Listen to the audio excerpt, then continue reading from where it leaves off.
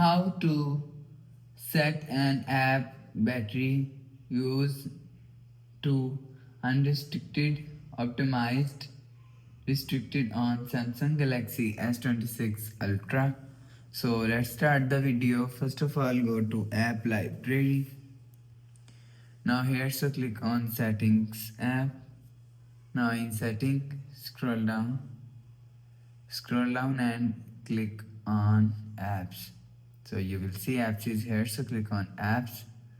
Now here, scroll down and click on messages app. So you will see messages app is here, so click on messages app. Now here, so click on battery. So after click on battery, you will see